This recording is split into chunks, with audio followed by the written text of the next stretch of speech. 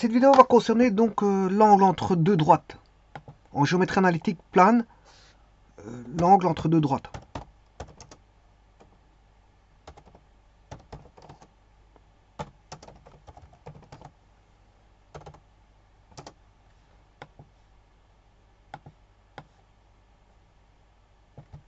Bien sûr, un repère orthonormé étant posé, c'est-à-dire que bon, on a un repère qui est voilà, avec une origine.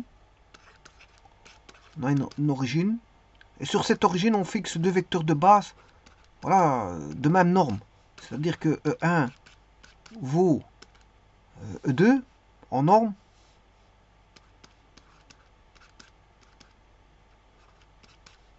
Et en plus de ça, E1 perpendiculaire à E2 et E1 et E2, bien sûr, ont une origine commune qui est O.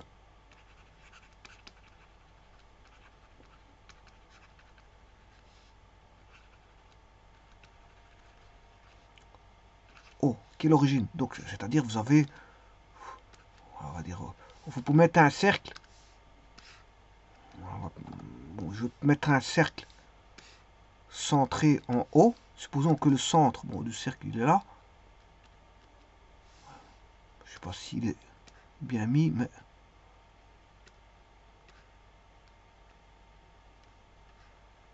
je vais recommencer. Supposons que le centre est là. O. Ben, je peux mettre un vecteur de base. Comme ceci. Et l'autre, il est perpendiculaire d'office. Voilà. Et donc là, un repère orthonormé étant posé, puisque j'aurai le vecteur E1, vecteur E2, qui sont de même, voilà, de même longueur. Bon, ils tiennent tous les deux, ont pour origine le O, et en plus de ça, ils sont tous les deux perpendiculaires l'un par rapport à l'autre. Donc on a, c'est un repère orthonormé.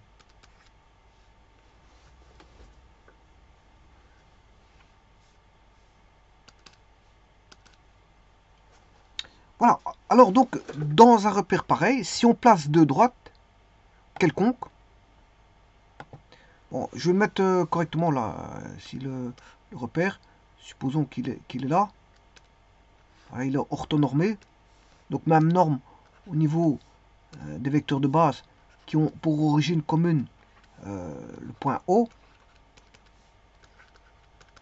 et bien sûr c'est perpendiculaire ici, et bien si ce repère étant placé dans le plan pi, j'appelle le plan pi, voilà, supposons qu'on ait deux droites, en voici une, je vous rappelle que les droites c'est infini, des deux côtés, voilà, donc on a à droite T1, et on va supposer que on a ici une seconde droite, puisque c'est l'angle entre deux droites, donc c'est pour ça que je vais chercher deux droites, voilà, et bien, comment peut-on avoir l'angle des deux droites?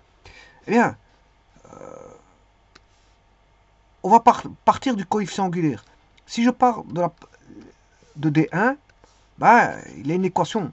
Elle a une équation dans le repère qui est y égale m1x plus p. Alors m, c'est quoi? Ben, c'est le coefficient angulaire. Alors pour une unité, alors ici dans ce cas-ci je monte, mais si la droite descendait, on descendrait. Donc là on monte de m pour unité, parce que la droite est croissante. Si elle est décroissante, pour unité on descend de m. Alors idem pour l'autre, droite, on aurait y qui est égal à m2x plus q. Alors, je vous rappelle que p, c'est l'ordonnale origine. Donc là, on aurait 0p pour ce point-là. Et pour ce point-là, on aurait 0q. C'est les ordonnales origines. Celui-ci, son ordonnale origine, c'est p. Et celui-ci, c'est q. Bon, et l'autre, ben, comme elle est décroissante, ben, ça veut dire que pour une unité, ben, on descend de M2. On descend de M2 pour unité. Alors bien sûr ici c'est M1, vous l'aurez compris que c'est M1. On remonte de M1. Parce qu'elle est croissante, hein, la note décroissante. Voilà. Et à partir de là, on sait bien que M1, c'est égal à tangent d'un angle alpha. Ici, on a alpha. M1, c'est la tangente de l'angle alpha.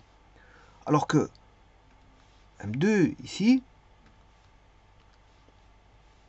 c'est la tangente de l'angle bêta. On a un angle bêta.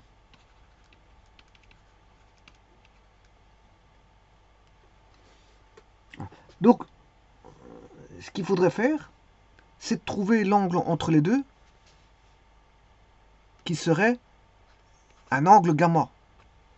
Cet angle gamma n'est rien d'autre que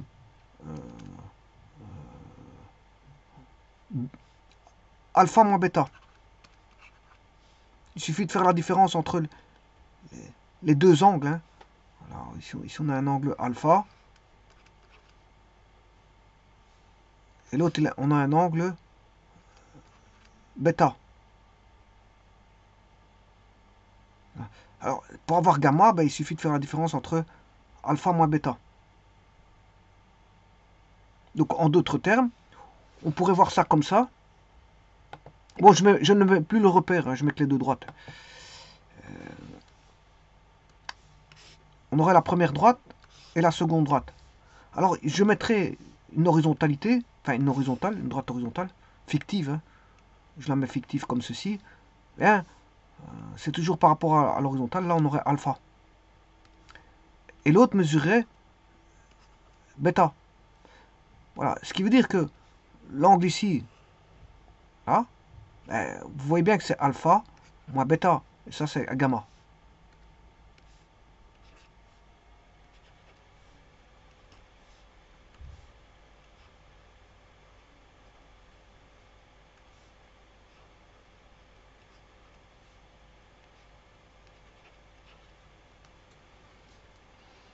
Donc c'est alpha moins bêta. Alors, je vous rappelle que moins bêta, c'est ça. Moins bêta, parce que alpha va dans ce sens-là, moins bêta, c'est l'opposé. Moins bêta. Et donc, là, je peux faire alpha plus moins bêta. Et là, on a bien gamma. Alpha plus moins bêta, c'est alpha moins bêta. Donc gamma, c'est alpha moins bêta. Voilà. Et donc, comme on sait bien que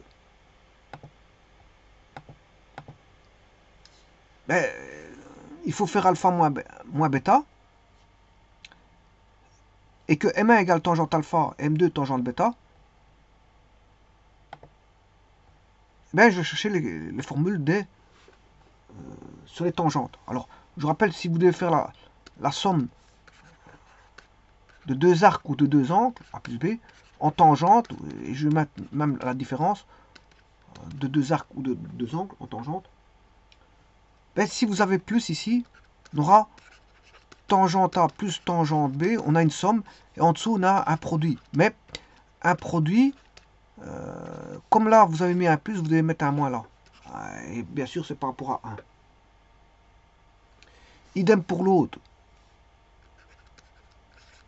Vous avez un moins, on aura tangente A moins tangente B, 1 sur, là vous mettez l'opposé. Tangente A fois tangente B. Donc, autant dire que vous aurez compris que je vais utiliser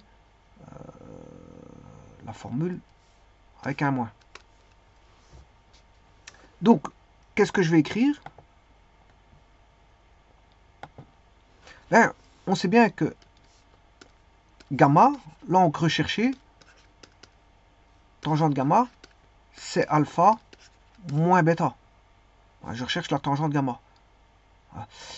Ouais, mais le problème, il faut parler en termes de M1, qui est tangente alpha, et M2, qui est tangente bêta.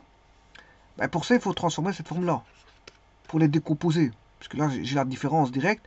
Il me faut les angles séparés. Or, je peux les avoir. Là, j'ai un moins tangente bêta sur 1 plus tangente alpha, tangente bêta. Et là, tous les tangentes de chaque arc sont pris séparément. Là, elle est séparée, j'ai alpha. Là, j'ai bêta, elle est séparée. Là, il est séparé, c'est alpha. Là, il est séparé, c'est bêta. Par contre, là, on avait la différence. Voilà, on a une différence. Donc, la tangente de gamma, ben, tangente alpha vaut M1 moins M2 sur 1 moins 1 plus, je m'excuse, M1 fois M2. Et là, vous avez la tangente gamma. Bon, maintenant je prends un cas particulier où on a une perpendiculaire. Une perpendiculaire. Donc, ça veut dire que là, le gamma, il vaut pi demi.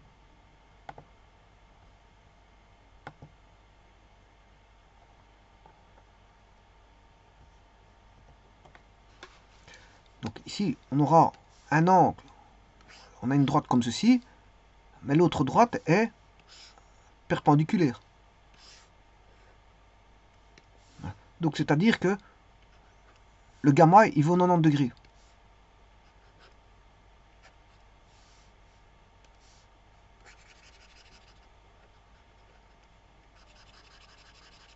Donc supposons que ici, gamma égale pi demi. Mais on a tangente pi demi égale M1 moins M2 sur 1 plus M1 M2. Vous savez bien que la tangente en pi demi, ben, c'est l'infini. C'est l'infini. Donc, si j'inverse 1 plus M1 sur M2, c'est M1 moins M2 sur 1 sur l'infini. Mais 1 sur l'infini, ça fait 0.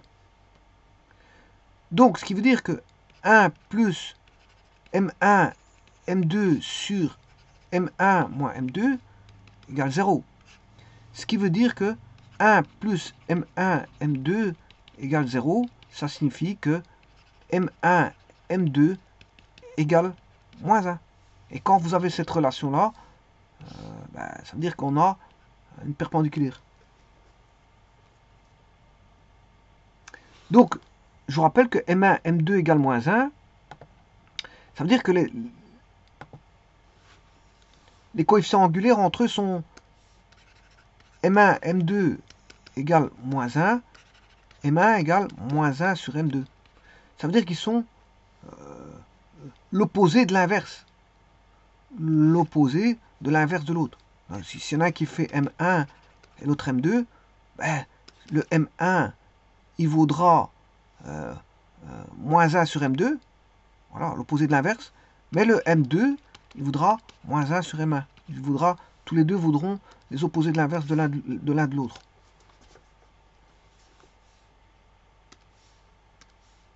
Donc quand on a ça, ça signifie qu'il y a perpendicularité entre D1 et D2.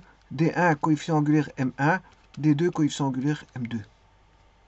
Donc on dira que D1 perpendiculaire à D2. Où D1, son coefficient angulaire c'est M1 et D2, son coefficient angulaire c'est M2. Donc ça c'est la relation qui régit, je veux dire, la perpendicularité. Je vous remercie.